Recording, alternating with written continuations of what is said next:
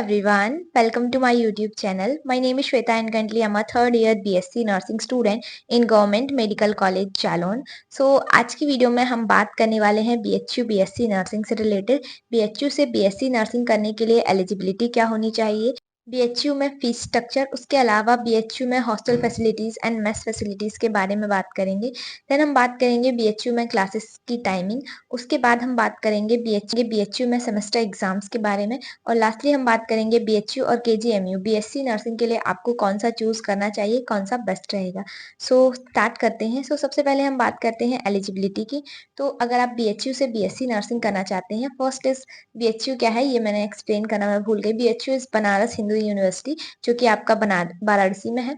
तो BHU से अगर आप BSc नर्सिंग करना चाहते हैं तो इसके लिए एलिजिबिलिटी क्या होती है, आपकी एज जो है वो मिनिमम 17 ईयर्स होनी चाहिए। उसके अलावा आप बायो स्टूडेंट होने चाहिए। एंड थर्ड इज आपने नीट दिया होना चाहिए। नीट में आपकी जो रैंक है वो 96,000 से अगर 1 लाख 1.5 लाख तक है तो आपको मिल सकता है कॉलेज। जनरल कैंडिडेट की मैं बात कर रही हूँ। उसके अलावा अगर आप SC ST से बिलोंग करते हैं तो आपको 2-2.5 लाख तक कॉलेज मिल सकता है। इसमें भी गर्ल्स की जो मतलब सीट्स हैं वो ज्यादा है BHU में, 80-20 के हिसाब से ही चलता है वहां पे भी। तो गर्ल्स की सीट ज्यादा है बॉयज के कंपैरिजन में, तो बॉयज के लिए ज्यादा कट ऑफ जाती है गर्ल्स के कंपैरिजन में। ठीक है। नेक्स्ट ये है कि इसमें ऑल इंडिया स्टूडेंट मतलब एडमिशन ले सकते हैं। किसी भी स्टेट से हैं आप, अगर इंडियन है तो आप BHU में एडमिशन ले सकते हैं। ठीक है। उसके बाद सेकेंड हम बात कर रहे हैं कि जो BHU है वहां पे फीस स्ट्रक्चर क्या है। तो ये सारा कुछ मैंने लिख रखा है। तो सबसे पहले हम बॉयज की बात करते हैं। तो बॉयज के लिए जो फीस स्ट्रक्चर है BHU में वो 7800 पर ईयर है। मतलब आपकी पूरी साल का फीस जो है वो 7,800 रुपये लगेगा। और यहाँ पे हॉस्टल की बात करी जाए तो बॉयज के लिए हॉस्टल नहीं है। मतलब जो हॉस्टल्स हैं वो सारे फिल हैं, तो बॉयज को फर्स्ट ईयर और सेकेंड ईयर में हॉस्टल नहीं मिलता है। थर्ड ईयर में भी हॉस्टल मिलेगा अगर अवेलेबिलिटी हुई वहाँ, मतलब वहाँ हॉस्टल खाली हुआ तो आपको मिल जाएगा, अदरवाइज आपको रूम लेके ही रहना पड़ेगा। ठीक है। और अगर गर्ल्स की बात करी जाए तो गर्ल्स की जो टोटल फीस लगती है वो 15,000 रुपये लगती है, जिसमें 7800 आपका अकेडमिक फीस होता है, बाकी आपका हॉस्टल फीस होता है। और गर्ल्स के लिए 4,000 पर मंथ मेस फीस लगता है। ठीक है। और हाँ, बॉयज के लिए यहाँ पे जैसे हॉस्टल नहीं है तो मेस आप या तो जैसे बाहर रूम पे रहोगे, रूम लेके रहोगे, या फिर आप प्राइवेट हॉस्टल ज्वाइन करोगे तो वहां पे या तो आप खुद से बना के खा सकते हो, या फिर आप कोई भी कैंपस के अंदर बहुत सारी मेस हैं वहां पे आप ज्वाइन कर सकते हो, या फिर आप बाहर से भी खाना खा सकते हो। तो मेस का भी बॉयज का सेम ही है कि आपको बाहर से ही या तो खाना पड़ेगा, या फिर आप किसी भी मतलब मेस को ज्वाइन कर सकते हैं, जो भी कैंपस के अंदर मेस है, काफी सारी मेस है वहां पे, तो आप वो ज्वाइन कर सकते हैं। ठीक है। उसके बाद अगर मैं गर्ल्स की, हाँ, गर्ल्स के लिए वहां पे 2 हॉस्टल हैं। एक हॉस्टल है मदर टेरेसा हॉस्टल, और एक है फ्लोरेंस हॉस्टल। तो फर्स्ट ईयर में आपको मदर टेरेसा हॉस्टल मिलता है एंड सेकेंड ईयर और थर्ड ईयर में आपको फ्लोरेंस हॉस्टल मिलता है। फिर क्लासेस की टाइमिंग की बात करूं, जैसे क्लासेस आपकी जो रहती हैं BHU में वो 9 to 5 रहती हैं, जिसमें अगर आप फर्स्ट ईयर स्टूडेंट हो तो स्टार्टिंग में आपकी जो क्लासेस चलेंगी वो पहले तो 9 to 1 PM क्लास चलती है।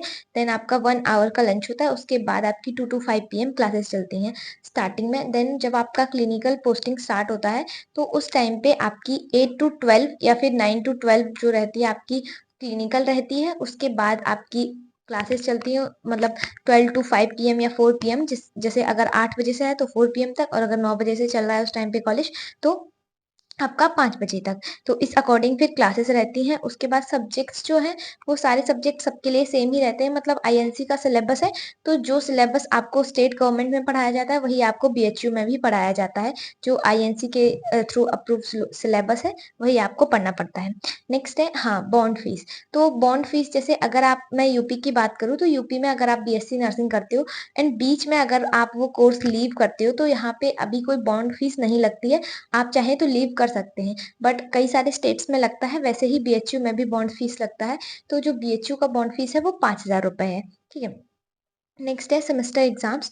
तो सेमेस्टर एग्जाम्स जैसे पहले ईयरली चलता था, बट अभी वहां पे भी सेमेस्टर के अकॉर्डिंग ही चलता है। तो सेमेस्टर एग्जाम्स जो होते हैं वो साल के लास्ट में होते हैं, मतलब ईयर के लास्ट में। जैसे मान लो आपका स्टार्ट हुआ है अगस्त से, तो आपके जो एग्जाम होंगे वो जून जून के समथिंग होंगे। और जैसे जून में आपका फर्स्ट सेमेस्टर का एग्जाम होगा तो उसी के 1 मंथ बाद आपका सेकेंड सेमेस्टर का एग्जाम होगा। तो इसके अकॉर्डिंग 1 मंथ के गैप में आपके एग्जाम्स होते हैं। और दोनों एग्ज़ाम्स साथ ही होते हैं लगभग, मतलब आपके ईयर के एंडिंग में होते हैं, ठीक है? उसके बाद हाँ, अब मैं बात कर रही हूँ कि अगर केजीएमयू और बीएचयू को कंपेयर किया जाए तो दोनों में से बेस्ट कौन-सा रहेगा? तो देखो, केजीएमयू और बीएचयू दोनों ही अपने लेवल पे बेस्ट हैं, क्योंकि सबसे बड़ी बात होती है यहाँ पे क्लिनिकल एक्सपोज़र की, कि क्लिनिकल एक्सपोज़र आपको बीएचयू में भी बहुत अच्छा मिलेगा और केजीएमयू में भी बहुत अच्छा मिलेगा। केजीएमयू में आपको हॉस्टल वगैरह मिल जाता है फर्स्ट ईयर से ही, बट आपको बीएचयू में हॉस्टल वगैरह नहीं मिलेगा। बाकी दोनों ही अपने लेवल पे बेस्ट कॉलेज हैं। अगर आपको चाहिए एक कंपैरिज़न वीडियो तो आप लोग उसके लिए बता सकते हैं कमेंट बॉक्स में। तो फिर मैं दोनों का अच्छे से कंपेयर वीडियो बना दूँगी, तो आप लोग उसके अकॉर्डिंग देख सकते हैं। बाकी कॉलेज दोनों ही अच्छे हैं। ठीक है, सो आज की वीडियो के लिए इतना ही है। आई होप आपको सब कुछ क्लियर हो गया होगा। एंड हाँ देखो, और अगर प्रोसीजर की बात करें कि एडमिशन प्रोसीजर क्या होता है, तो इसमें आपकी नीट के थ्रू ही एडमिशन होता है। तो जब नीट की काउंसलिंग होती है, उसी टाइम पे बीएचयू की भी काउंसलिंग होती है। एंड रैंक आपको मैंने बता दी है कि 96 के से अगर आपकी 1 लाख 1.5 लाख के बीच में है, तब आपको कॉलेज मिल सकता है। स्पेशली गर्ल्स कैंडिडेट को ज़्यादा चांसेस रहते हैं, क्योंकि वहाँ पे 80-20 का रेशियो है बीएचयू में। तो बॉयज़ की कट ऑफ थोड़ी ज़्यादा जाती है गर्ल्स के कंपैरिजन में। तो ये सीन रहता है, और उसमें भी आपकी काउंसलिंग नीट के थ्रू होती है। तो जो प्रोसीजर नीट की काउंसलिंग के लिए होता है, वही बीएचयू की काउंसलिंग के लिए होता है। इसमें अगर आप बोलेंगे तो उसके प्रोसीजर पे भी मैं एक अलग से वीडियो बना दूँगी। सो आई होप आपको समझ में आ गया होगा जितना मैंने इस वीडियो में एक्सप्लेन किया है। अगर आपको कोई भी चीज़ समझ में नहीं आई है, तो आप लोग कमेंट बॉक्स में पूछ सकते हैं। बाकी आज की वीडियो के लिए इतना ही है। मिलते हैं नेक्स्ट वीडियो में। Bye bye.